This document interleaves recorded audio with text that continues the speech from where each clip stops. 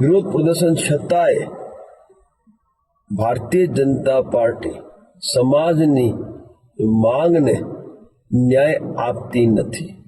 તો હવે આપણે સૌ સાથે મળી ગુજરાત પ્રદેશ ભાજપા કાર્યાલય કમલમ ગાંધીનગરે સંમેલન માટે ભેગા થઈએ. તારીખ 9 એપ્રિલ 2024 બપોરે 2 વાગે.